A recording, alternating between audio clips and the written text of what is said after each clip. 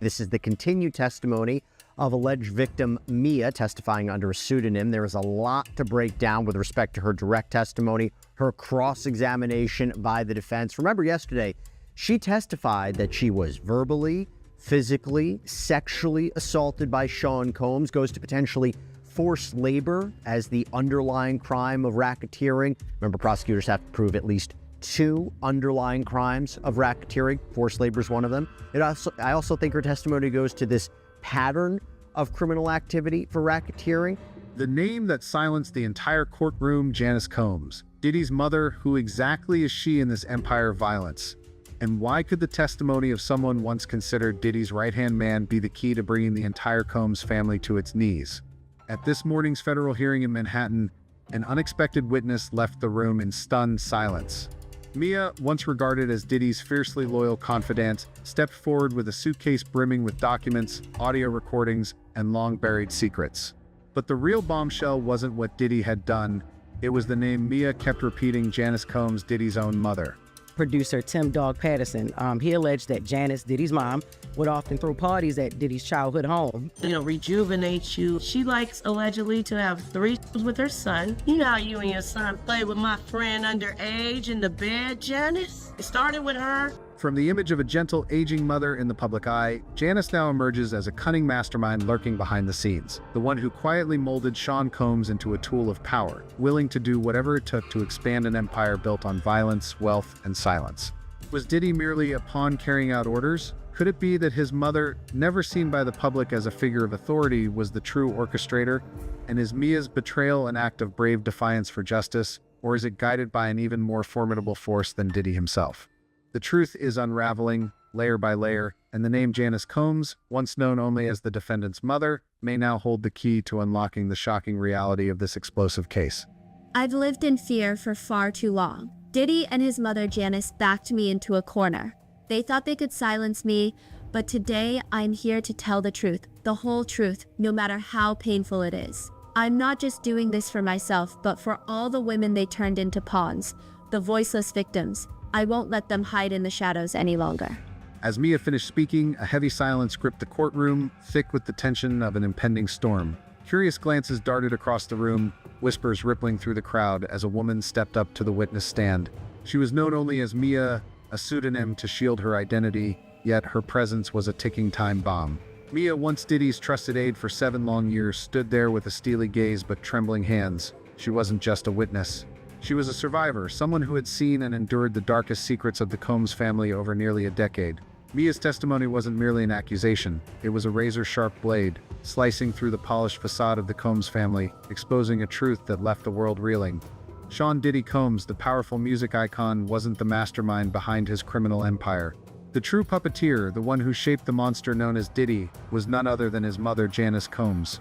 Far from the pitiful mother shedding tears of innocence in the media, Janice was a cunning manipulator, a ruthless madam orchestrating a chilling web of crime. You heard about how Diddy mom came out defending him? She made a comment saying that Diddy is not a monster. Yeah, he not a monster. She is. But I don't want to go there. But she is. She's the fucking monster. Everything else fucking name. She's the monster. She created that. I don't want to go there. The fucking satanic behind all this shit. It's her. It's her, bro. It's her. She is his. I can't even explain it, bro. She just ain't no, she the devil, bro. That's how I see it. She the devil. Janice Combs is the fucking devil. Janice Combs isn't just Diddy's mother.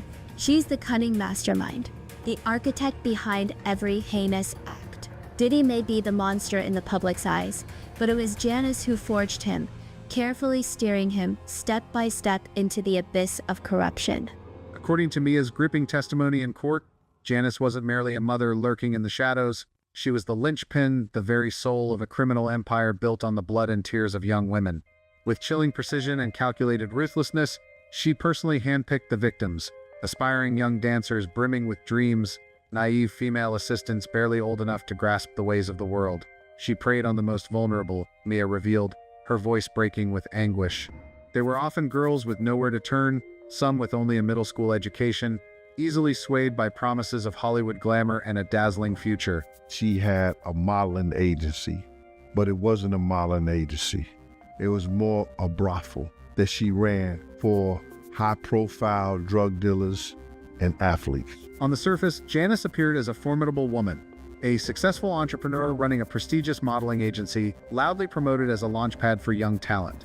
But beneath that glittering facade lay a horrifying truth: the company was nothing more than a sophisticated front for a transnational call-girl operation. Janice's network stretched from major American cities to international entertainment hubs, where young women were transformed into tools to satisfy the sinister desires of the elite. Mia recounted this, tears streaming down her face, each word seeming to rip her heart apart. To Janice and Diddy, those girls weren't human beings. They were commodities, carefully packaged gifts to be traded with heavyweights from powerful politicians and entertainment moguls to shadowy billionaires, all in exchange for multi-million-dollar deals or to solidify ties of influence. Diddy's infamous freak-off parties, where girls from Janice's network were delivered, were far from mere lavish gatherings. They were brutal arenas where victims were coerced into serving during grueling ordeals that stretched across days, sometimes weeks. Mia recounted, her voice heavy with haunting memories. Janice personally handpicked each girl for these events. She studied them meticulously, their looks, their age, their demeanor, to ensure they matched the preferences of the VIP clients. Some girls were chosen purely for their innocence, while others were forced to fulfill far darker, more depraved demands. What's crazy is there's a video of him and his mother. They're really like talking about sexual stuff together. Him and his mom. In Janice's eyes, every girl was a pawn on the Combs family's chessboard of power, strategically deployed to secure financial gains or protection from influential figures. If a VIP was pleased, they didn't just sign lucrative deals, they'd sometimes pay an extra commission for the gift of a girl. Mia revealed, her voice brimming with righteous fury. Janice called it the art of business, but to me, it was unforgivable cruelty. Janice's cunning went far beyond orchestrating the network.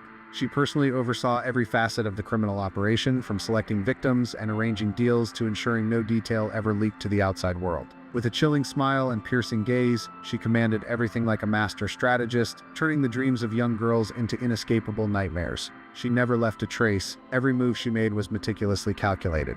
If anyone dared to speak out, Janice made sure they vanished, not just from the entertainment industry, but from the face of the earth. Even more horrifying, according to Mia's testimony, was what lay hidden beneath the opulent facade of the Combs family's lavish mansion. Beyond the dazzling glow of extravagant parties, a chilling secret festered, a den of captivity, directly overseen by Janice Combs, where dozens of young women were held.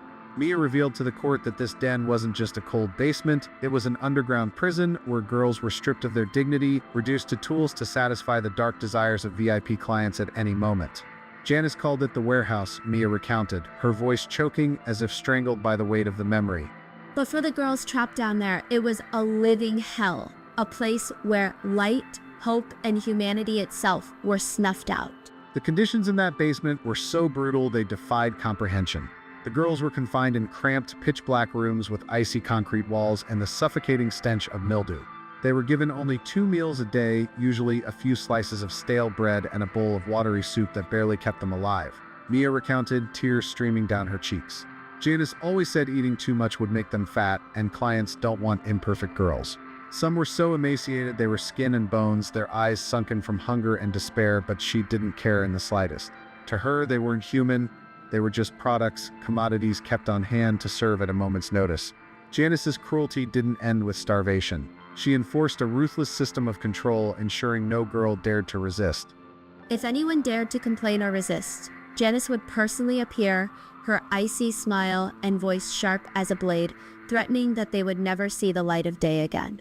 The girls trapped in this den were largely victims of hollow promises. With her polished demeanor and masterful manipulation, Janice laid traps with enticing tales of stardom. She targeted the most vulnerable, orphans, middle school dropouts, or those fleeing broken homes. Mia recounted, she dangled dreams of Hollywood spotlight, modeling contracts, and grand performances.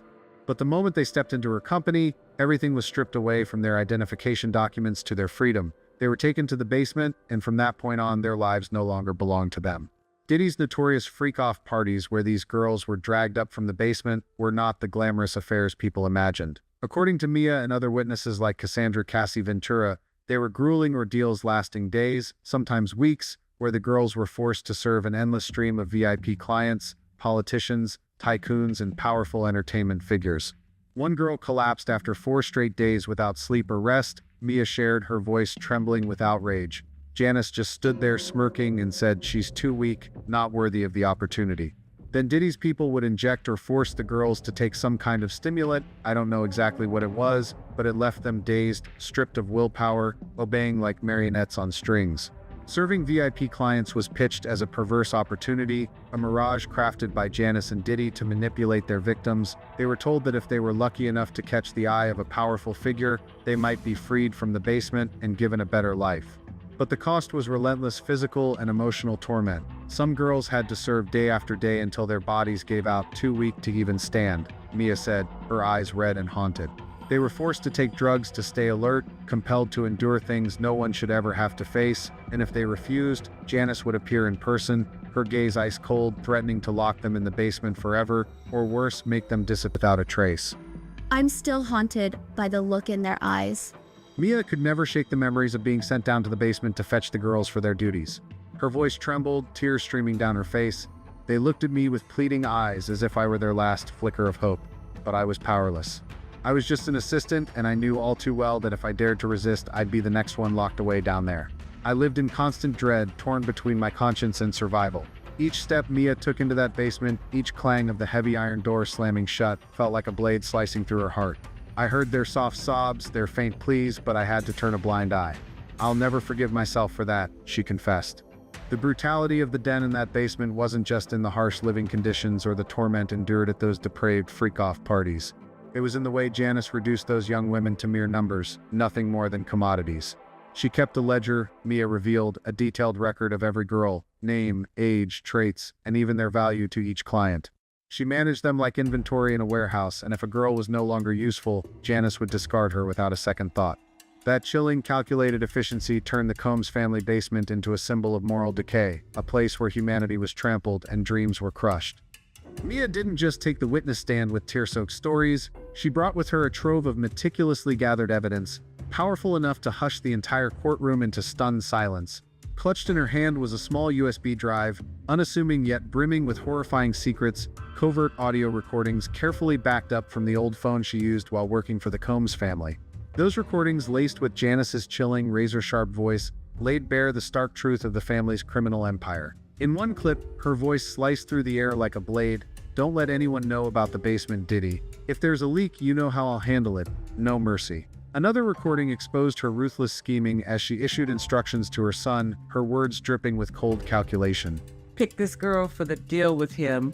She's got the look he's into.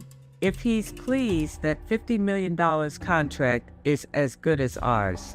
Each word in those recordings cut like a knife, exposing the ruthless nature of the Combs duo, who treated people as mere tools to barter for power and wealth. But the USB was just the beginning. Mia presented 6 videos, spanning from 2018 to 2022, painstakingly collected during her years working under Diddy. They captured shadowy deals between him and high-profile clients.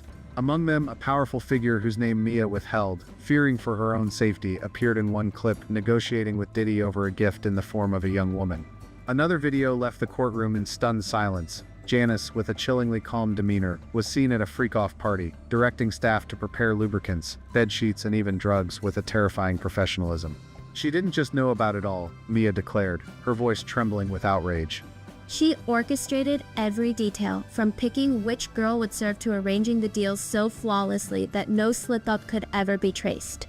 The centerpiece of Mia's evidence was security camera footage from the Combs family's lavish mansion. One chilling clip, captured on a dark night, showed a young girl, frail and trembling, being led out of the secret basement by a bodyguard. She didn't dare cry, but her eyes were filled with terror, Mia recounted, tears streaming down her cheeks. "I knew she was being taken to a VIP client, and I was powerless to save her."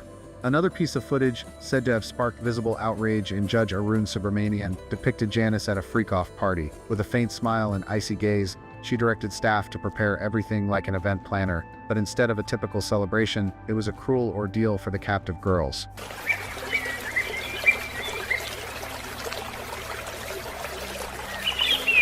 Mia also presented a series of bank transaction records, exposing the intricate financial web the Combs family used to launder money and conceal their criminal dealings. 5 shell companies, ranging from a fashion label to a music studio and an event planning firm, were set up for one purpose: funneling gifts in the form of cash or girls to influential figures in politics, entertainment, and business. They called it commission, Mia said, her voice thick with bitterness. I once heard Janice boast about how one girl secured them a deal worth tens of millions.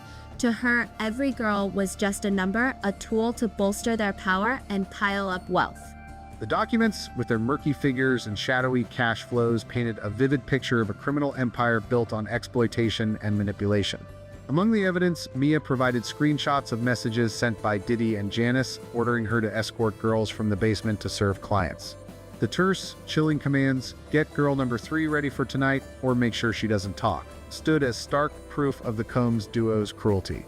They treated people like objects, Mia said, her voice breaking with anguish. Janice wasn't just involved, she was the mastermind. From choosing which girl would be sent up to covering up the transactions, she controlled it all. Mia also submitted a list of VIP clients who received gifts from the Combs family, sending a ripple of shock through the courtroom. The list included powerful names from politics to entertainment moguls, though Mia withheld specifics, fearing retaliation. These weren't just clients, she said. They were part of the network, complicit in keeping that den in the basement alive. A final piece of security footage, pulled from the mansion system, revealed the entrance to a hidden tunnel leading to the basement, where dozens of girls were held in darkness, awaiting their grim fates. That tunnel was a symbol of depravity. It wasn't just a place to confine those girls, it was where the Combs family buried their humanity. The cunning of the Combs duo went beyond treating the girls as mere bargaining chips. Through their shell companies, they crafted an intricate financial web to launder money and mask the origins of their massive profits. Every transaction was disguised as legitimate business, Mia revealed. A music studio might pocket millions for recording projects that never existed, or a fashion company would funnel funds for a marketing campaign that was actually payment to VIP clients. These documents, paired with the audio recordings and videos, painted a chilling portrait of a criminal network operated with the precision and ruthlessness of a multinational corporation.